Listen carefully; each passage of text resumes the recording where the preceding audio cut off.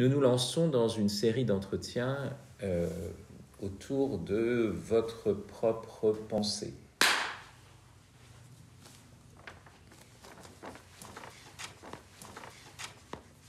J'ai voulu que nous commencions par une discussion. J'ai donné ce titre « L'amour des choses ». Et je tiens à ce pluriel, on pourrait dire l'amour de la diversité des choses. J'ai voulu commencer par ce sujet-là parce que j'ai été très frappé par l'un de vos textes qui s'intitule « Le visage des choses, visage des lieux » et qui est un texte qui m'a profondément marqué. Non seulement pour le diagnostic qu'il pose par rapport à même, on pourrait presque dire, l'histoire de la philosophie et l'époque contemporaine, mais aussi par l'affirmation qu'il porte de ce qu'on pourrait appeler une ontologie plurielle, c'est-à-dire vraiment voir les choses pour elles-mêmes et dans leur diversité, avec leur figure, avec leur essence, on pourrait dire. Alors, ça commence avec une citation de ce poète que nous aimons tous les deux beaucoup, ce grand poète polonais, Zbigniew Herbert. Je vais la lire. « Seigneur, je te remercie d'avoir créé le monde beau et si divers, et de m'avoir permis dans ta bonté inépuisable de séjourner en des lieux qui n'étaient pas les lieux de mes tracas quotidiens.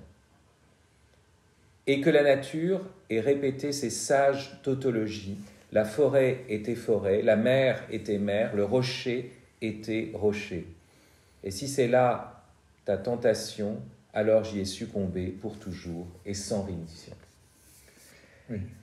Chaque chose est d'une certaine façon elle-même. Ça commence par là, ce texte, la sage tautologie. Est-ce que vous êtes le métaphysicien de la palisse? Ah, parce que donc de la tautologie. Ben oui, évidemment, donc c'est sage tautologie. Donc là, comment est-ce qu'on pourrait dire, il reprend son compte le reproche de tautologie, mais tout en lui adjoignant le mot sage. Donc il y a une sagesse dans le fait que, au fond, les choses sont ce qu'elles sont et apparaissent pour ce qu'elles sont. C'est aussi ça qui, dans ce texte, sera indiqué. Il y a aussi la question de la forme, de l'apparence des choses, évidemment. Oui. Et donc, il y a quelque chose, en effet, donc chez Herbert, je prends ça à mon compte, comme un acte de foi et un acte de louange. Donc, louange vis-à-vis de Dieu, qui a créé ce monde si beau et si divers, et une foi mais qui oblige, enfin, si on s'en tient donc à ce qui est dit là-dedans, à une complète révision de je ne dirais pas toute la philosophie, moi je n'aime pas faire des généralisations, de dire contre la métaphysique, etc. D'ailleurs, au contraire, ce que j'ai tendance à faire, c'est un petit peu de retrouver une certaine métaphysique décriée. Enfin, en tout cas, il y a tout un travail de redéfinition à effectuer par rapport à ce qui domine, c'est-à-dire aussi la question de l'identité, où on considère que toute identité, le même comme tel, c'est quelque chose qui nous écrase, qui est à dépasser, etc. Que ce soit l'identité des choses, l'identité des peuples. Donc ça, c'est un sujet. Et là, ce que vous dites, c'est que d'une certaine façon, c'est le principe d'identité qui est justement le principe de l'altérité aussi. C'est-à-dire, il faut que chaque chose soit elle-même pour être différente des choses. On voit bien dans le texte de Herbert, le rocher est rocher, mais c'est ça aussi qu'il distingue de la mer, qui est mer. Voilà. Et les lieux des tracas quotidiens n'est pas le lieu des pérégrinations de Herbert. Il oppose aussi deux lieux de vie.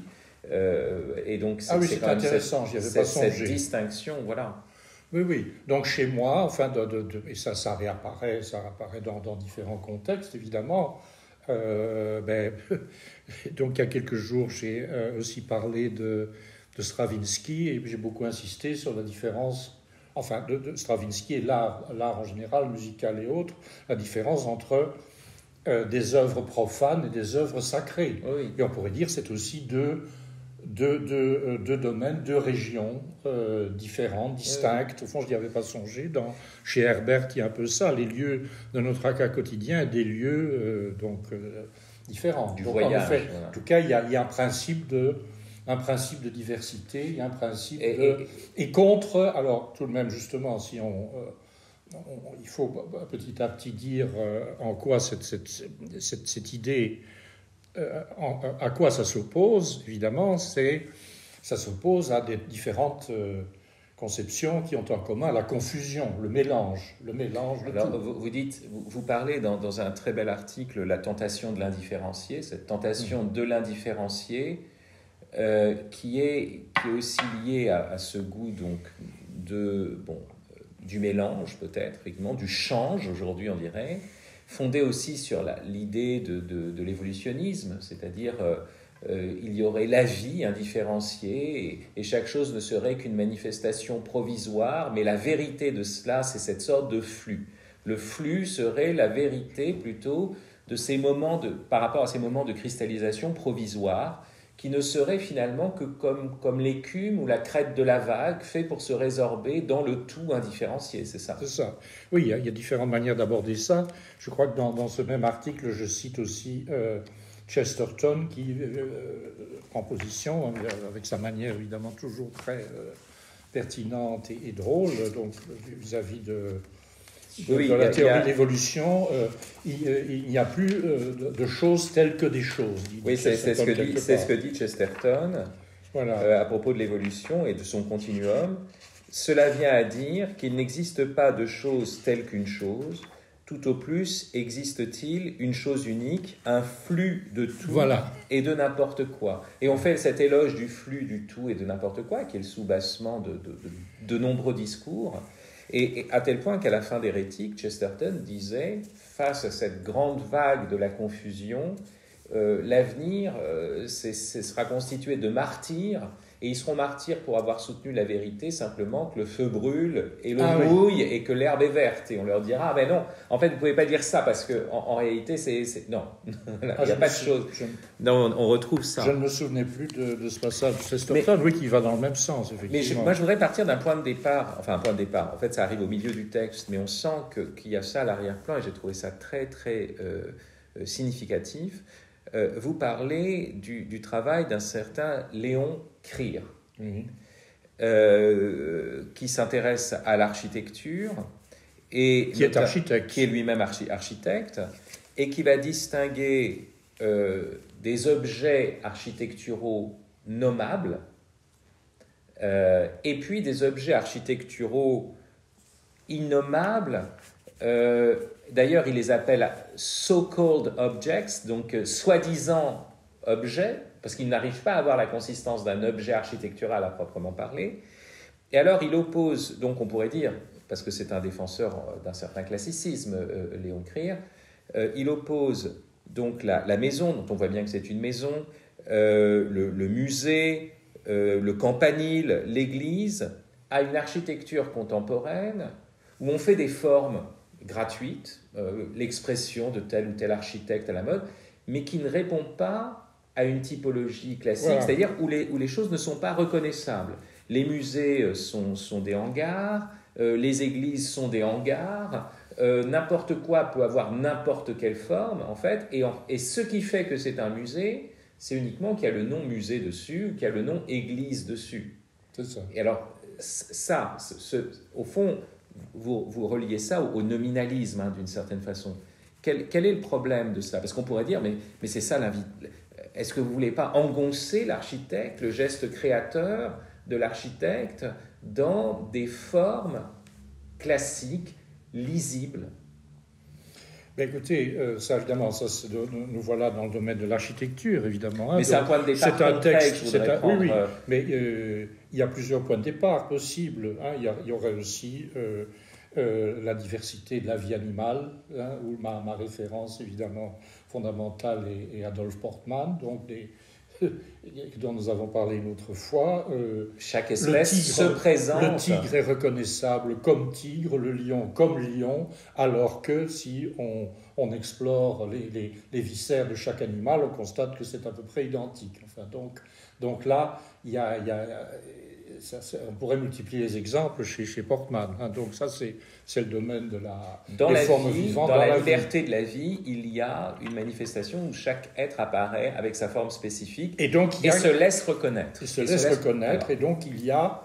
alors ça, Portman le dit à d'autres moments, donc c'est sur quoi la systématique peut faire fond. Systématique, c'est-à-dire le classement des espèces, etc. Une taxinomie, une typologie, taxinomie, mais qui ne consiste pas à coller des étiquettes, à faire des découpages arbitraires, mais à tenir compte de quelque chose qui est déjà dans la vie elle-même, une structuration préalable du vivant. Hein. Ça me fait penser à ce que dit Platon du philosophe comme un bon boucher. Il dit le bon boucher découpe l'animal selon des délimitations musculaires qui sont apportées par l'animal. Voilà. Ce n'est pas imposé de l'extérieur. C'est un très bel exemple aussi. Alors, selon moi, c'est du même ordre dans le domaine de l'architecture, ou je dirais plus particulièrement de l'architecture urbaine. Hein. Donc, là, un de mes évidemment auteurs de prédilection que j'ai traduit, c'est Karl Gruber, qui n'est pas connu du tout, proche de Léon Krier dont vous avez parlé, qui,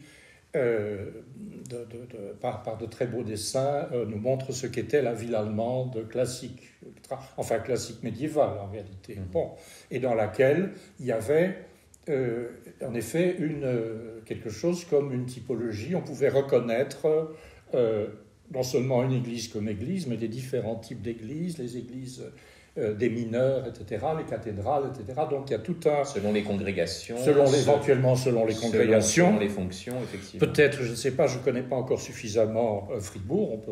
Il y aurait peut-être tout un parcours à faire dans Fribourg et retrouver à peu près l'équivalent de ce que Gruber a dit. Mais au Moyen-Âge, parce que vous parlez de la ville médiévale, c'était aussi le cas des corporations. Chacun avait son costume. Voilà. Qui faisait on voyait de loin. Aujourd'hui, ce ne sont que les prêtres, et encore, voilà. mais on disait de loin, là, il y a un charpentier qui arrive, ou là, c'est un boucher, ou là, c'est un... Vous voyez, alors aussi les habits, il y avait des habits uniformes, mais voilà. Mais c'est cette vision médiévale, finalement, où chacun... Médiévale, là, je me réfère à Gruber, mais qui s'est encore prolongé par la suite. En fait. Oui, mais ça s'est prolongé, mais il y a quand même une sorte de rupture. On pourrait dire à la fin du Moyen-Âge, à la fin... Et qu'est-ce qui va faire cette rupture? Est-ce que c'est parce qu'on va dire, avant d'avoir une appartenance à une espèce ou à une corporation, parce que j'ai l'impression qu'il y a deux choses. Il y a à la fois l'idée d'un fond indifférencié, d'où proviennent les choses, et ce fond serait plus important que les choses elles-mêmes. Et de l'autre côté aussi, le culte de l'individu, oui. Où l'individu, dans son unicité pure, fait que toutes ses appartenances ne lui correspondent pas. Alors, aujourd'hui, on voit bien, on est dans le culte de l'individu, je ne ressemble à personne, je suis moi, je suis ma liberté, et en même temps, chacun s'habille en jean et avec les vêtements du moment. Oui. Alors là, justement, j'essaye de retrouver dans mon propre article ce passage que je cite de Philippe Ariès, qui, je crois, je ne sais pas si je l'ai retrouvé, mais Philippe Ariès qui dit, en effet, chacun veut être différent, etc. Et curieusement, finalement, tout le monde se ressemble. Donc il y a comme une dialectique, un renversement qui s'effectue, donc un monde censé être radicalement individualiste. Oui, donc on pourrait penser que ça devrait correspondre à une diversité. C'est exactement l'opposé qui se réalise. Oui, c'est-à-dire que l'unicité, au lieu d'être pensée comme la fine pointe d'une série d'appartenances, elle est pensée comme une pure unicité numérique, et finalement elle rejoint l'indifférencié. Voilà. C'est ça le problème. Il y a l'oubli de la série d'appartenances qui constitue concrètement mon unicité. Mais alors, justement, je voudrais qu'on revienne parce que c'est très très riche et très profond. Vous insistez sur cette tentation de l'indifférenciation. Et cette tentation de l'indifférenciation en philosophie. Vous dites qu'il y a eu une sorte de choix originel de la philosophie occidentale à travers notamment Platon et Aristote. Et on pourrait presque dire contre Héraclite, voire même contre Thalès, qui disait l'eau est le principe de toute chose, on pourrait dire. Les physiciens ou les présocratiques ont eu tendance à essayer de chercher un principe presque indifférencié, voilà, aux choses. Et puis, il y a parmi eux peut-être un Anaxagore qui, lui, déjà pense la distinction à travers l'intelligence, etc. Mais il y a chez Platon, par exemple, l'idée que chaque phénomène sensible renvoie à un eidos, à une idée, et qu'il y a ce sens de la pluralité, qu'il faut voir chaque chose pour elle-même avec son essence constitutive. Donc, vous insistez sur ce choix. Et vous dites, l'Occident moderne a d'une certaine façon renoncé à cela, à cette pluralité, et qui a eu la tentation de remonter à un principe indifférencié. Oui, donc, bon, moi je ne suis pas, j'ai très peu de connaissances et encore moins de compétences concernant les Grecs, la philosophie grecque. Hein, donc, mais enfin, ce que je commande dans ce texte, c'est au fond un passage de Heidegger qui commente lui-même Aristote, lequel Aristote, si j'ai bien compris, répond au sophiste Antiphon. Voilà. Et alors, ce que j'ai retenu de cela, c'est que il y a l'exemple du lit. Le lit est fait de bois. Bon, et le bois sort de la terre. Bon, alors, qu'est-ce qu'on décide de mettre en évidence? Sur quoi porte-t-on l'accent? On peut porter l'accent, après tout, se dire le lit, oui, il est fait de bois, donc le bois est en quelque sorte plus essentiel que le lit. Hein, et même la terre. Et la terre, finalement, plus essentielle que... Et à la fin, la matière. Et la matière comme telle. Hein, c'est ce que Heidegger appelle le véritablement étant. Où est l'être véritable? Voilà. Bon, mais alors il y a un autre point de vue, un autre choix qui consiste à dire, mais non, ce qui est l'être essentiel, c'est ce par quoi des objets, des choses, hein, nous voilà revenus aux choses, se détachent d'un fond indifférencié pour exister et pour devenir reconnaissable comme tel. Voilà. Donc, oui, c'est ça. Et donc, alors, bon, je m'avance beaucoup. Hein, tout ça, c'est un texte d'ailleurs, comment dirais-je, que j'ai écrit comme ça, d'une venue. Non, mais vous connaissez, oui, je sais, vous connaissez pas comme tel voilà. Aristote profondément, mais je peux vous dire que, oui. Pour l'avoir lu un peu aussi, que la question que vous posez, c'est la question que se pose Aristote dans la métaphysique, parce qu'au terme de sa physique, quand il pose la question de quel est le sujet ultime du changement, en physique, il va dire, c'est la matière. Bon. Et en métaphysique, il va dire, mais est-ce qu'on peut dire que ultimement, c'est la matière qui est constitutive de l'être, le véritablement étant? Il va dire, non. C'est le composé de forme et de matière. Voilà. Et c'est là où il va dire que la substance est finalement plus substantielle, en gros, en métaphysique, voilà. Et il va insister. Et vous retrouvez contre toute une... Il faudrait voir hein, combien la substance a été honnie, voilà. Je veux dire, spécialement au XXe siècle. Vous réinsistez ou vous retrouvez, mais à partir, je dirais presque d'une épistémologie et puis d'une phénoménologie, cette notion de substance comme étant que le grund, le fond indifférencié. Oui, c'est ça. Et alors, dans ce texte, je crois, apparaît aussi une idée qui est importante chez moi, qu'on abordera peut-être lors d'un autre entretien, qui est tout de même la contingence. C'est-à-dire, je repère, disons, au moins deux choix premiers, des choix ordinaires, un choix pour le substrat indifférencié ou un choix pour les formes reconnaissables. Mais lequel de ces deux choix aucun des deux n'est absolument nécessaire. Voilà, je pense. Ça, c'est ce que c'est ce que je dis. Oui, voilà. oui. Là, on y reviendra sur les questions. Je suis peut-être un peu trop relativiste. Oui. Là, on peut éventuellement me chercher. En tout cas, l'idée même de choix suppose donc un parti pris. Ce que j'appelle aussi souvent le parti pris de l'excellence. Je trouve que le mot excellence est un beau mot. Aussi un mot évidemment qui n'est pas très apprécié dans le contexte actuel, enfin, quand on revendique une excellence, qui nous dit que, voilà, que tel ou tel pourrait se proclamer d'être excellent, au nom de quoi, etc. Et puis l'excellence de l'autre heurte ma sensibilité. Voilà, alors il ne faut pas qu'il y ait d'excellence. Il ne faut pas qu'il y ait d'excellence. C'est du point de vue compassionnel, c'est pas excellent l'excellence. Absolument. Voilà. Et donc moi je dis qu'au contraire, il y a le parti pris de l'excellence, c'est-à-dire ce par quoi une chose se met à exister pour elle-même, se détache. Mais ce parti pris de l'excellence, là où j'insiste, parce que c'est pas, on pourrait croire que vous faites l'apologie d'une aristocratie. Non, c'est ancré dans les choses mêmes. Oui, voilà, c'est ça. C'est un parti pris des choses. Oui. C'est le titre de Francis Ponge. Mais alors, ce qui est fou, parce que moi, ce qui a été assez extraordinaire, étant marqué par mon époque, je pense par l'expérience intérieure de Bataille, Georges Bataille, et même on pourrait dire que c'est une expérience poétique.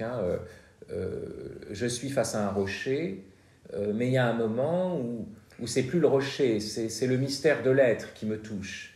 Et j'ai l'impression que ce mystère de l'être, c'est le mystère de quelque chose qui est de l'indifférencié. Ou alors, autre aspect, le mystère de l'existence.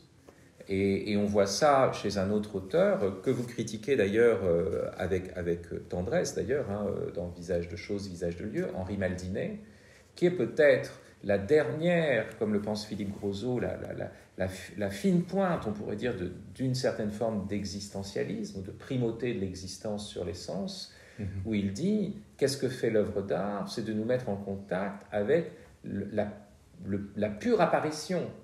La pure apparition. Et la chose, le fait que ça se manifeste sous telle forme est secondaire. La forme doit d'une certaine façon s'effacer au profit d'un mystère indicible qu'on ne peut pas nommer. Donc on est vous voyez, l'innommable que critique Léon Krier, c'est peut-être parce qu'il y a un fantasme de l'ineffable. Et l'ineffable de l'existence, l'ineffable, mais qui rejoindrait une expérience commune à tout être, qu'on pourrait faire avec la petite fleur, qu'on pourrait faire avec le visage, qu'on pourrait faire... Et on rejoint cette expérience du pur exister. Voilà, pur exister, le pur exister, le pur apparaître, la pure présence. La pure présence, etc. On peut multiplier les équivalents, évidemment. Oui, effectivement, et là, je crois que mais ça nous amènerait aussi dans d'autres directions, et peut-être qu'on en parlera dans d'autres entretiens. Il y a une certaine critique ou une certaine mise au point à faire de la phénoménologie, parce que aussi Maldinet est aussi quelqu'un qui est un phénoménologue, qui poursuit la phénoménologie dans un sens très, très radical, évidemment. Et donc, même l'idée d'apparence, d'apparaître, qu'est-ce que ça... Bon, qui est aussi... Mais il y a justement différents types d'apparence, d'apparaître. Nous l'avons vu à propos de Portman, qui apporte des distinctions. Mais alors, ceci dit, je ne veux pas rejeter entièrement cette expérience de l'ineffable. De l'ineffable. Il y a, disons, donnons-lui un autre nom, encore plus classique, c'est quand même l'étonnement, c'est la surprise, l'étonnement, qui alors nous ramène tout de même à des notions beaucoup plus classiques et des notions grecques, enfin, l'étonnement devant le monde, et l'étonnement devant la diversité des choses. Voilà, c'est la diversité. Ce que vous dites, c'est que le mystère de l'apparaître ne se joue pas simplement dans le pur apparaître, c'est-à-dire que le sens de l'apparaître, ce qui lui donne sens, ce qui est son lieu ultime de manifestation, c'est qu'il y a quelque chose qui apparaît. Voilà. Et que c'est telle fleur. Et c'est pas parce que c'est le pur exister, mais le pur exister est toujours signé, vient toujours avec des traits définis, à l'intérieur d'une particularité, à l'intérieur d'une contingence. Et c'est ça, quand même, qui est l'affirmation fondamentale, me semble-t-il, de votre pensée des apparences plutôt que de l'apparition, je dirais. Oui, c'est ça, l'apparence plutôt que apparition, même si je reprends, je crois, quelque part dans cet article, une expression de Maldinet qui est le moment apparitionnel. Enfin, quelque chose, c'est aussi du Maldinet, ça, dans son vocabulaire. Et moi, je dirais qu'il y a un moment apparitionnel dans... la rencontre avec des choses, avec telle chose, voilà, et et que ce moment, bon alors on pourrait dire, bon on les reconnaît, bon d'accord, qu'est-ce que ça veut dire reconnaître? On pourrait dire, voilà, bon, ah oui, donc c'est ça, donc j'ai un catalogue de tout ce qui est, donc je rattache ce que je rencontre à du déjà connu, au fond c'est ça, hein, et donc c'est pas bon, enfin puisqu'on est même, et c'est assez légitime d'ailleurs dans une démarche plutôt de sensibilité, d'ouverture à l'inconnu, et voilà, à l'unique. À l'unique, etc. Mais je pense que reconnaître, c'est pas simplement faire ce lien, mais qu'il y a, que peut-être chaque fois que nous reconnaissons, il y a, le moment de surprise reste toujours là. Oui. C'est en tout cas ma conviction. Oui, je le dirais aussi, bon, le mot reconnaissance renvoie à déjà, donc, quelque chose qui apparaît et qu'on associe à du déjà connu, donc on reconnaît, et puis il y a la gratitude. Enfin, on voit bien qu'il y a ces deux moments, hein, être reconnaissant.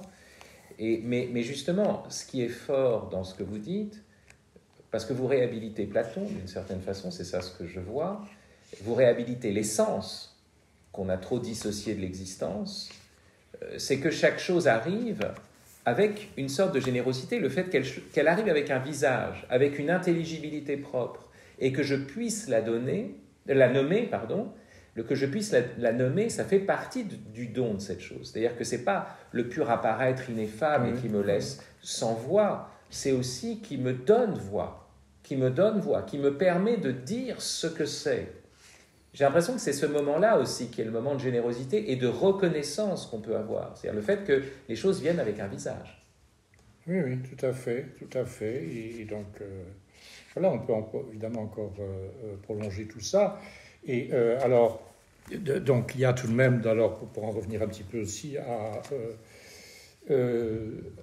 la philosophie, à la phénoménologie, il y a chez Husserl, hein, qui est un de ceux que je relis beaucoup, à un certain moment, dans un de ses livres, il parle de la typique, je crois. Donc, moi, j'appelle ça typologie, typique, ou bien j'ai forgé aussi le terme de eidétique, une eidétique, mais pas dans le sens de Husserl, justement. Oui. C'est-à-dire, en quelque sorte, le patrimoine des eidés, des formes, voilà,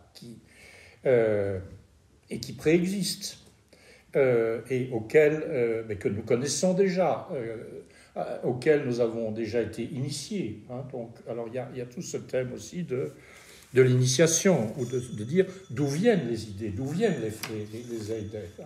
C'était peut-être aussi exactement l'interrogation de Platon, de dire ça vient d'où tout ça, ces idées. Bon, alors lui, il disait c'est inné, enfin, et moi j'aurais tendance à dire que, je crois que je le dis dans cet article, en reprenant le terme aussi très phénoménologique du monde de la vie, le Lebenswelt, le monde de la vie, le monde de la vie est un lieu d'initiation.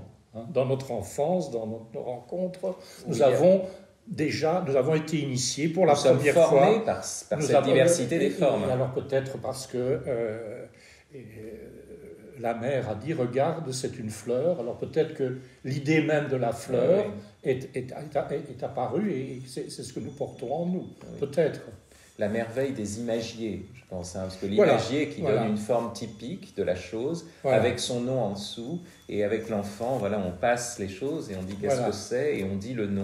Et finalement, c'est aussi ce que fait Adam au tout début. Voilà, il nomme les animaux et ils sont devant lui. Alors, je voudrais juste, pour conclure, deux choses. La première chose, c'est qu'on a l'impression qu'on est... La grande affirmation, je dirais, moderne et peut-être même contemporaine, parce que, au fond, c'est la modernité à partir du XXe siècle, surtout, fin 19e, XXe siècle, contre tous les systématismes, justement, c'est d'affirmer l'existence, l'unique, depuis Kierkegaard, je crois, jusqu'à Maldinet, etc. Et aujourd'hui, on voit bien que l'existence précède l'essence, hein, ce qui est important, c'est la pure existence, et que finalement avoir une essence, ce serait être enfermé dans une définition. Être soi, ce ne serait plus être libre. Bon, et aujourd'hui, on voit bien que cet existentialisme exacerbé, il a fallu à un moment affirmer l'existence, peut-être contre un essentialisme. Oui.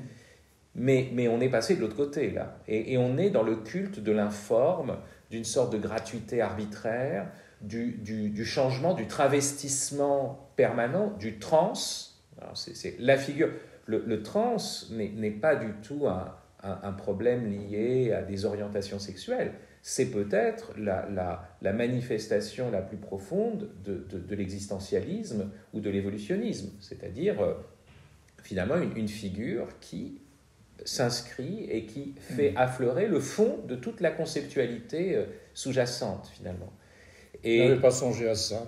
Mais voilà, et en fait, est-ce que au fond ce que vous êtes en train de dire, c'est que toute existence est signée, toute existence a des linéaments définis, a une délimitation définie, et c'est ça la force aussi de l'existence, c'est d'entrer, la plénitude d'une existence, c'est d'entrer aussi dans les limites de son essence. Oui, enfin c'est aussi, alors revenons-en alors même à l'exemple de l'architecture, hein, donc il y a des types, une typologie, etc., mais en même temps,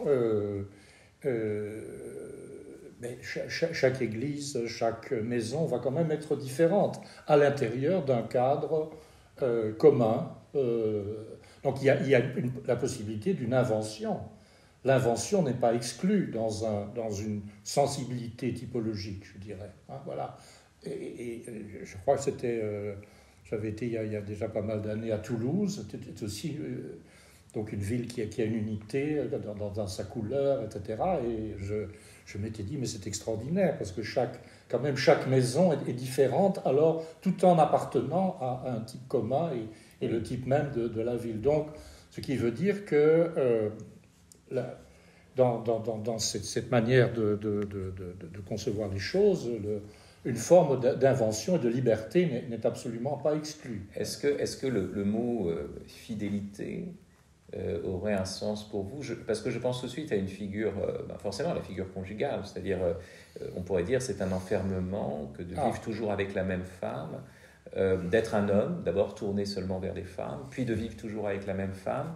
Et alors, on pourrait dire, mais justement, cette fidélité-là, c'est ça qui me fait entrer dans une aventure, dans une liberté, dans une expérience du temps et de l'histoire, et donc dans une invention à l'intérieur de ce cadre, alors qu'inversement, passer de femme en femme, être toujours, comme dit Don Juan dans ses amours, à l'état naissant, hein, juste au moment... Mais justement, c'est l'indifférenciation du bourgeon, l'indifférenciation tout le temps de l'embryon. Oui. Et la plus érotique, c'est la jeune débutante. Mais en fait, on va d'une femme à l'autre, mais c'est toujours la même expérience qu'on fait. Au lieu d'entrer je prends cette image-là parce que est-ce que la notion de fidélité ne serait pas justement ce qui assume à la fois la liberté, mais une liberté qui fait le choix du temps, de l'endurance. Écoutez, Fabrice, merci pour cette indication. Je n'y ai pas songé, mais donc notre entretien n'est pas simplement le résumé de tout ce que j'ai dit, mais introduit une perspective à laquelle je vais réfléchir. Le plus bel éloge que je puisse faire, c'est de prouver la fécondité de votre pensée. Merci. Merci Jacques.